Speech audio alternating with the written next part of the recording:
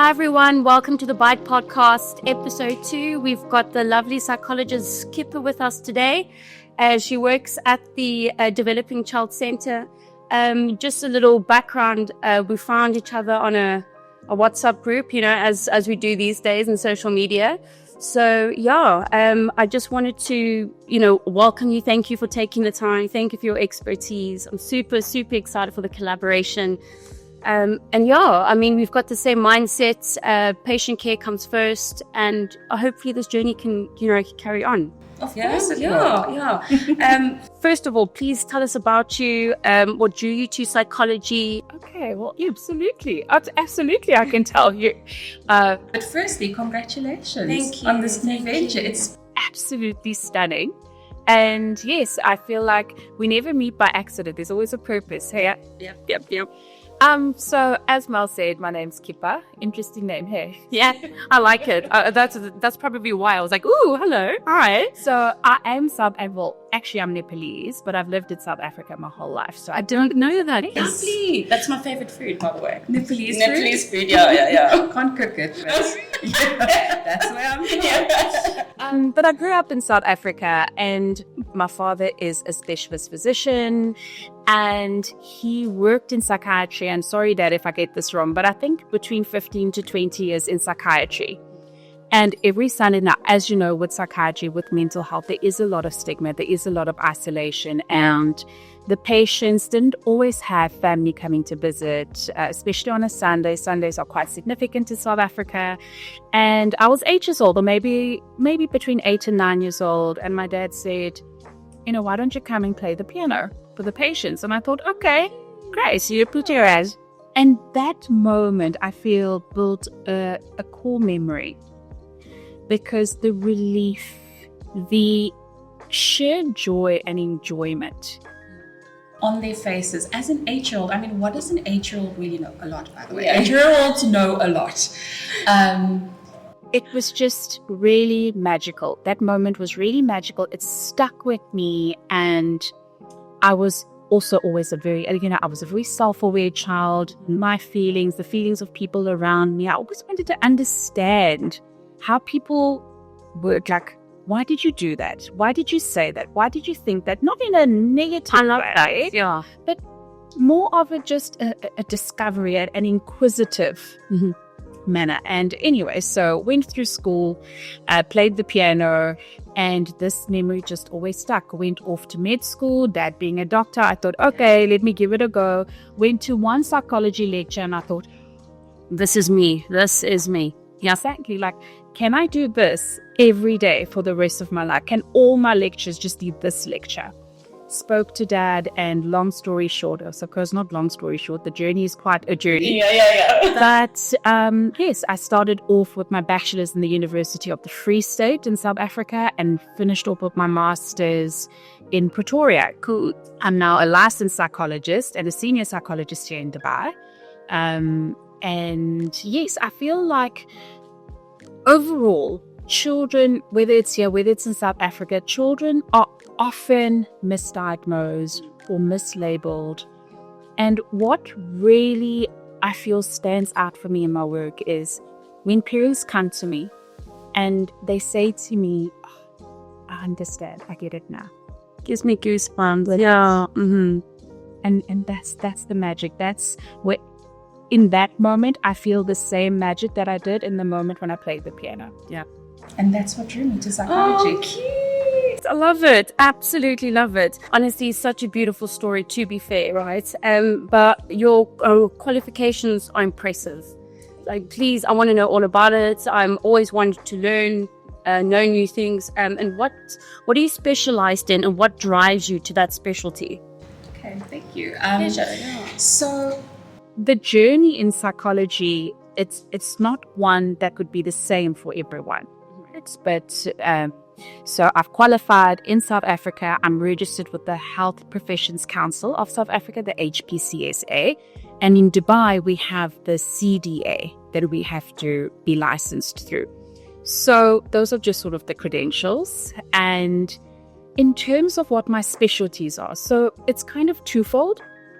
I specialize in development, right? So development doesn't really have an age, because when does one stop learning? Exactly. Okay, yes, exactly. We're always developing, we're always learning and possibly evolving as well.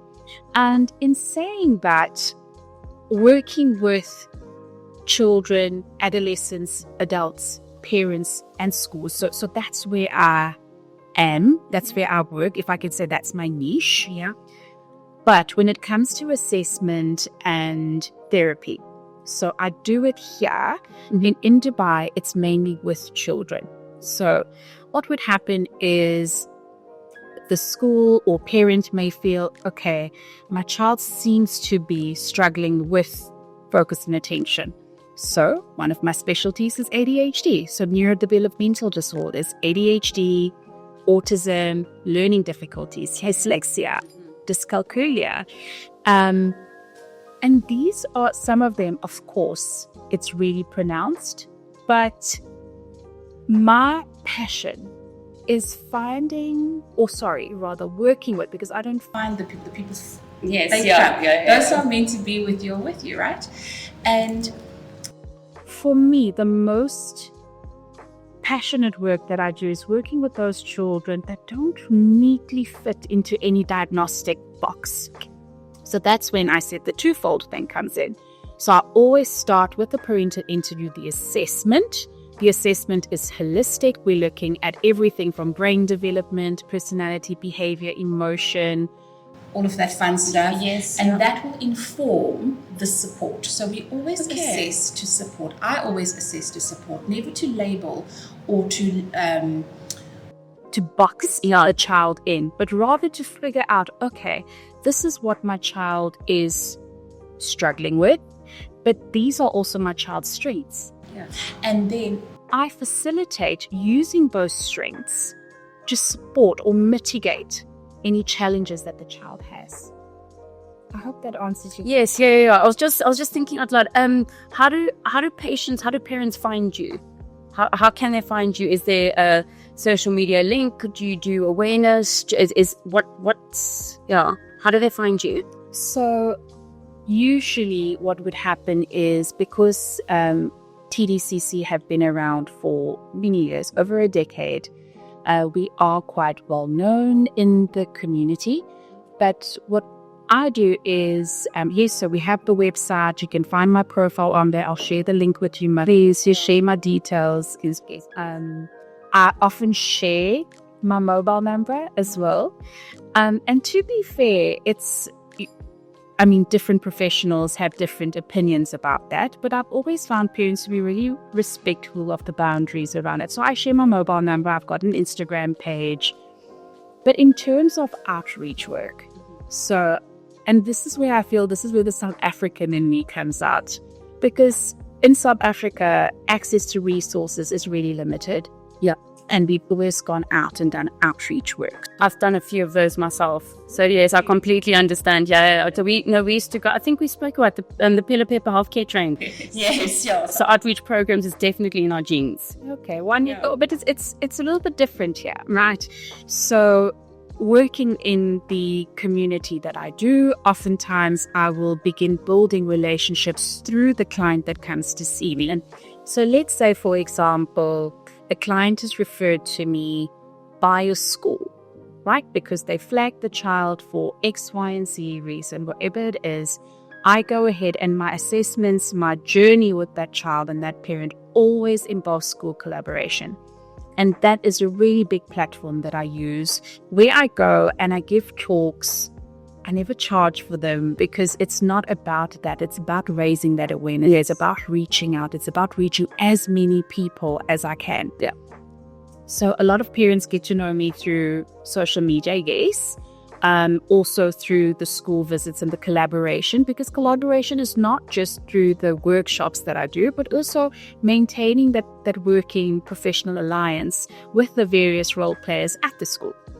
So yes, that's how I suppose. And word of mouth. Yeah, the one sibling comes and then the next, and then it's the neighbor or whatever. But of course, keeping confidentiality and ethical standards is comes first. I love hearing you chat because it makes me just want to like know more. And I'm like, I'm definitely working with you in the future. Let's do more things together. Just thinking about childcare and more like a broader platform.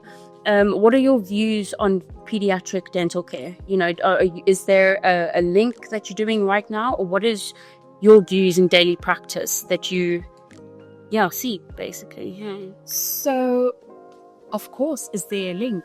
Come on, Mel.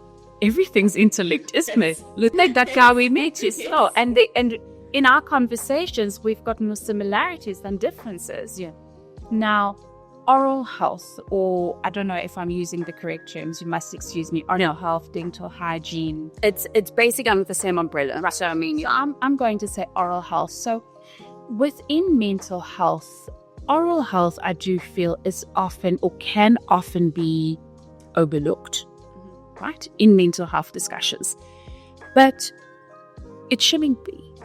And let me give you a few examples. So a lot of time, or oftentimes, parents will come to me because they have a dentist appointment coming up. And little miss or little mister are petrified. And not because the dentist, the pediatric dentist has done anything, or it's just about that child's experience. That child, for some reason, has experienced something and linked fear to that experience. Right. But we've got to go to the dentist. Yes. Right. It's a part of life. It's like waking up, whatever it is. It's something that you have to do. So often I'll have children that come in and they are petrified, or they are resistant because maybe they're living with autism, for example. Perhaps they're on the spectrum. You know that living with ASD, right, autism, your sensory profile, you have an extremely sensitive sensory profile. So imagine foreign objects in your mouth, different textures, and somebody's not slow with you and they just go in, they immediately say, no, I don't like this very much. If they're verbal. Yes. And if the child is not verbal, they will let you know. Yeah. That this is something that's don't want strange. Yeah. It's strange. I don't know what's going on. What is this that you're using? So yes, I do believe that a lot of collaboration does need to take place. I often have conversations with you, let's be honest. How can I support this child in this way? Or if a pediatric dentist or anyone in oral health would ask me, how can I better support this child in my chair? So I actually have something really cute and funny to show you. Please show me. Yes, please. Because the next thing I'm going to ask you is this collaboration mesh. So yes, please. So I had ordered this from Amazon many years ago. And this is I think they call him Mr. Potato Head. Yes. But basically what Mr. Potato Head is, he is a sweet little man. And there he is. Oh, you can see one of my kids have been busy. Yes. And we molded the teeth. Yes. We've got all the various tools. Yes. And it's about desensitization, allowing the child to realize that this is safe. A lot of videos about prep work goes into it, but not just from me. Yeah. A lot of prep work goes into sort of the entire process. Yeah. And this assists parents as well, because children learn through play. Yeah. And it makes the whole process a bit more easier. If they go to the dentist, they go to the doctor, they think it's normal, it's okay, it's safe. Because if you said it, then I'm saying it, and then the next professional that they encounter, it's okay because they were okay, so why can't this one be okay? Exactly. So like we were just saying, collaboration is key. What I really want to build with this podcast is like we were just talking. I think this is why I was like, I need you in my life. I need you on this podcast, is this mesh. So if the child comes to see one professional on the net, or patient or parent, one after each other, we can all work together in order to have like the patient and the child at the center of it.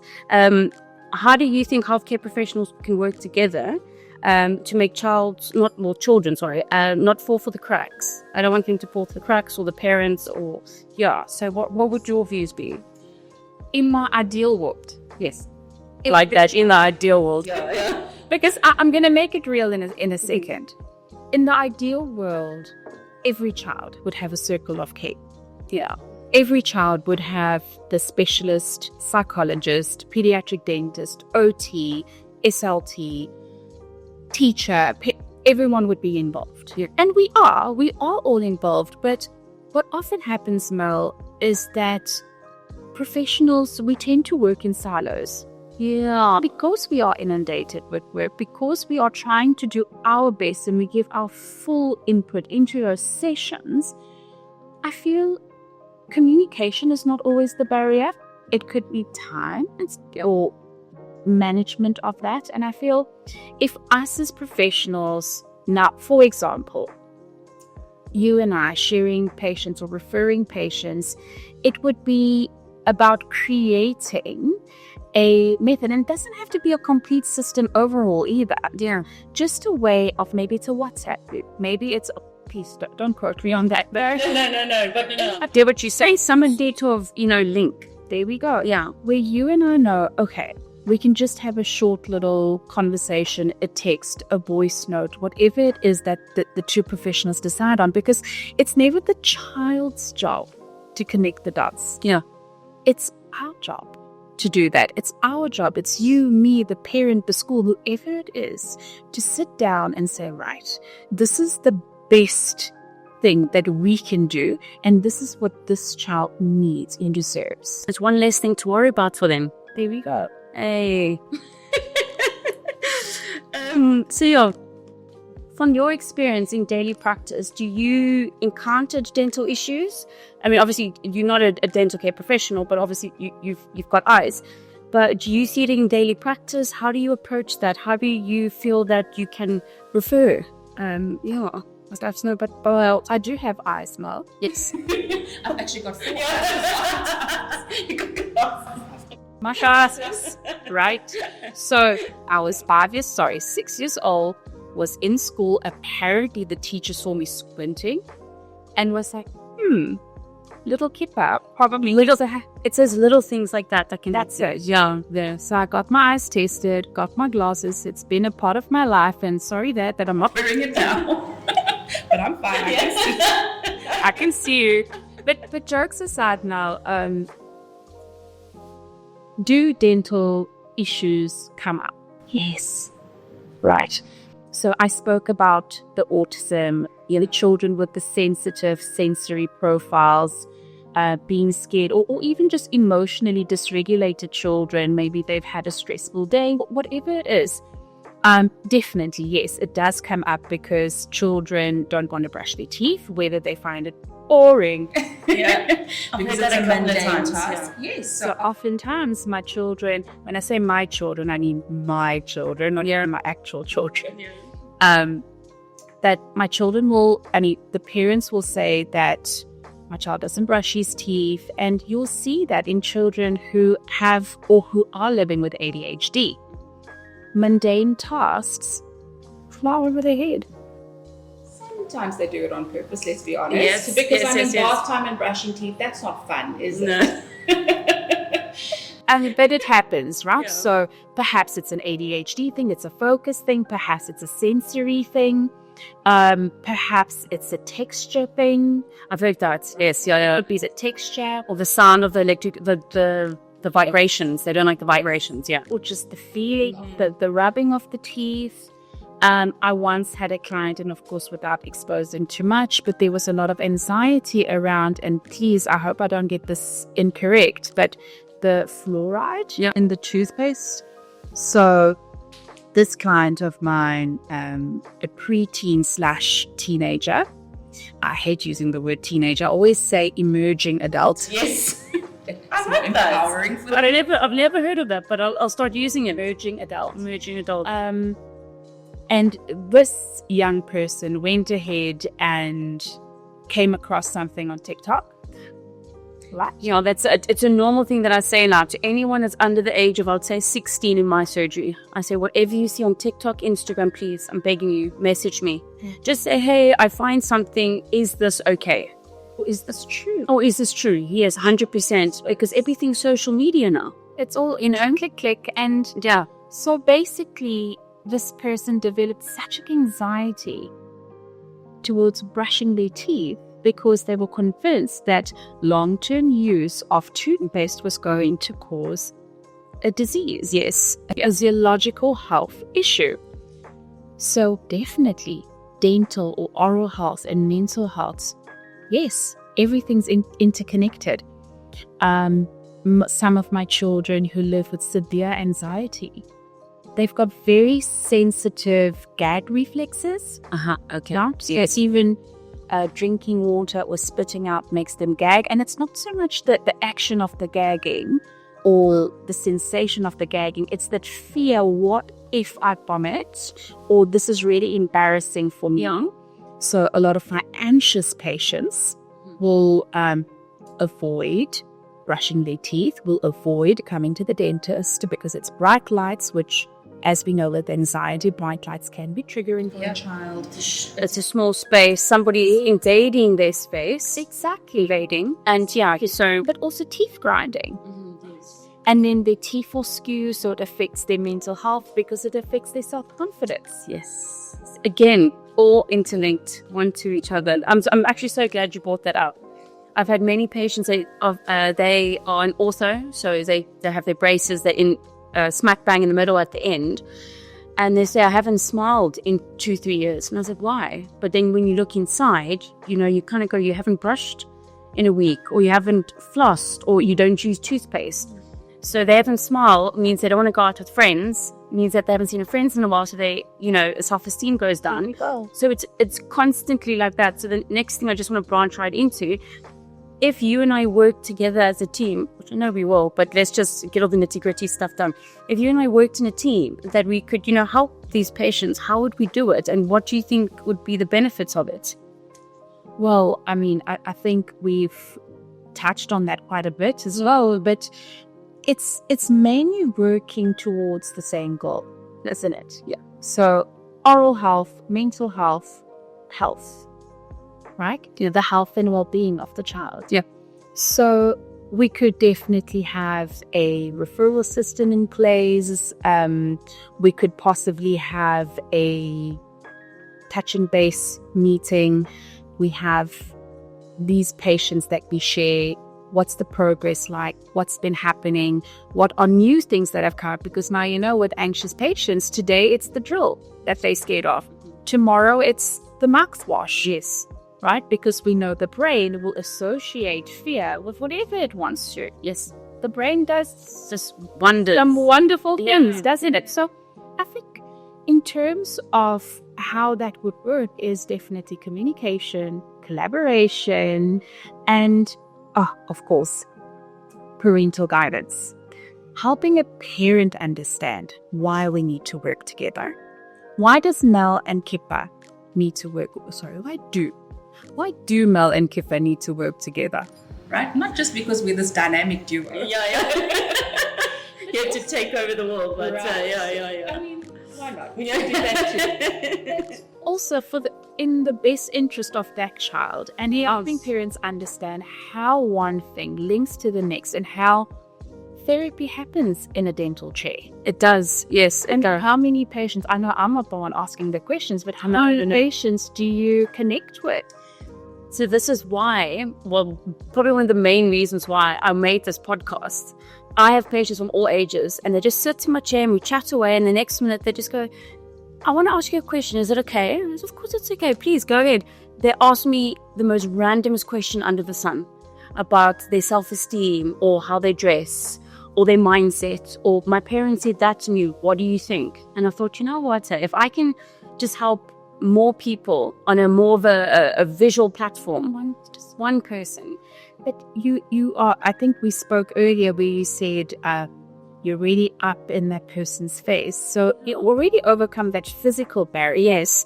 And sometimes that child will feel most comfortable with talking to a stranger. Yeah. Because there's no judgment or there's no expectation attached. Yeah.